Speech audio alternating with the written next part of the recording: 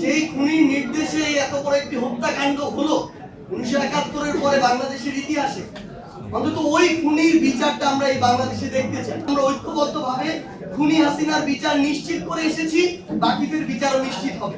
যখন আমার হাজারের উপর মানুষকে এভাবে হত্যা করা হয়েছে, এখনো আমাদের মায়েরা বাবারা তাদের সন্তানের লাশ কোথায় দাফন করা হয়েছে, কোথায় আছে এটা খুঁজে বেড়াচ্ছে।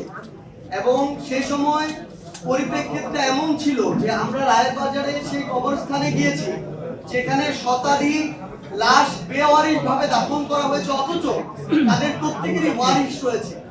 আমাদের সামনে দুইজন মা, শহীদের মা, অঝরে কান্না করছে। আমরা আমাদের জায়গা থেকে ব্যক্তিগতভাবে আমাদের যদি ওইটুকু অনুভূতি, সহমর্মিতা থাকে, তাহলে যে কেউ বিবেকবান একজন মানুষ এটুকু দাবি করবে যে যেই খুনির নির্দেশে এত বড় একটি হত্যাকাণ্ড হলো 1971-এর পরে বাংলাদেশের ইতিহাসে, অন্তত ওই খুনির বিচারটা আমরা এই বাংলাদেশে দেখতে চাই। আমি শুধু আমার ওই শহীদের মা যে কথাটি বলেছেন, আমি সেই কথাটি আমার মুখ দিয়ে আপনাদের সামনে তুলে ধরেছি পুরো বাংলাদেশের কাছে। এটা শুধু ওই দুইজন শহীদের মায়ের কথা না, পুরো বাংলাদেশে এই অভ্যুত্থানে আহত সকল যোদ্ধা এবং শহীদ পরিবারের একই কথা। এবং এটি আসলে আমরা জানি না যে আমাদের যে রাজনৈতিক দলগুলো রয়েছে, নির্বাচন কেন্দ্রিক একটা শব্দ আসলে কেন তারা শুধু নির্বাচন পিছানোর ভয়টা করে, কেন শুধুমাত্র আমাদের মাথায় একটা নির্বাচন হবে, আমরা দ্রুততম সময়ের মধ্যে ক্ষমতায় যাবো, এই চিন্তাটা কেন কাজ করে। বরং আমি মনে করি যে আমাদের প্রত্যেক রাজনৈতিক দল যারা রয়েছে তাদেরও অন্তর্বর্তীকালীন সরকার এবং সংশ্লিষ্ট যে মন্ত্রণালয়, আইন ও বিচার বিভাগ সম্পর্কিত মন্ত্রণালয়, স্বরাষ্ট্র মন্ত্রণালয়কে এই বিষয়ে প্রত্যক্ষ পরোক্ষভাবে একটা চাপ দেওয়া উচিত যে আমরা তো আমাদের এই শহীদ পরিবার, আহত যোদ্ধা এবং আন্দোলনকারীদের কাছে যেতে হবে, নির্বাচনের পূর্বেও তো যেতে হবে। তখন যেন আমরা বলতে পারি যে আমরা ঐক্যবদ্ধভাবে খুনি হাসিনার বিচার নিশ্চিত করে এসেছি, বাকিদের বিচারও নিশ্চিত হবে। এই সামগ্রিক বিষয়টি, এই চাপটি চাপটি তুলে ধরতে এবং এটার যে প্রয়োজনীয়তা এটি তুলে ধরতেই সে কথাটি বলা।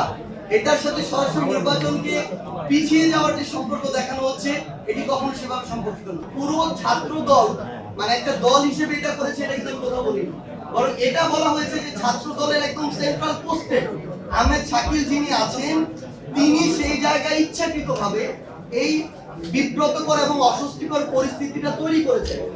এবং আপনারা যে ভিডিওটা দেখেছেন যে এখানে একটা হাতাহাতির ঘটনা, সেটা কিন্তু আমি চলে আসার পর, তাহলে তাদের এরকম একটা ইল ইন্টেনশন ছিল বিধায় তারা সেখানে তারা যে হাতাহাতি করেছে, ওইখানে সবাই কিন্তু 4টা প্রাইভেট ইউনিভার্সিটি স্টুডেন্টরা ছিল। এবং ওই ছাত্র দলের সেন্ট্রাল পোস্টে ব্যক্তি শাকিল, তার সাথে যারা ছিল তারা কিন্তু প্রাইভেট ইউনিভার্সিটি স্টুডেন্টরা ছিল না, বেশিরভাগই স্থানীয় কিছু যারা ওই যে সন্ত্রাসী এবং দুষ্কৃতিকারী ছেলেপেলে ছিল। এই দায় আমি কখনো আমার জায়গা থেকে পুরো ছাত্র দলকে দিয়ে, কিন্তু তিনি যেহেতু ছাত্র দলের পোস্টে এবং তিনি এই ছাত্র দল নামক যে বাংলাদেশের যে প্রতিষ্ঠানটি রয়েছে, সংগঠনটি রয়েছে, এটিকে প্রশ্নবিদ্ধ করেছেন তার কাজের মধ্য দিয়ে।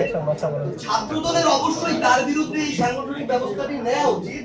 অন্যথায় তাদের দলের যে নেতাকর্মী যারা রয়েছে, যারা কেন্দ্রীয় পোস্টে, তাদের উপরে যে তাদের ওই নিয়ন্ত্রণটি নেই এবং তারা একটি তাদের ভিতরে শৃঙ্খলার যে পরিস্থিতি, এই বিষয়টিতে তাদের যে কন্ট্রোলটি নেই, এটি কিন্তু প্রকাশ করে।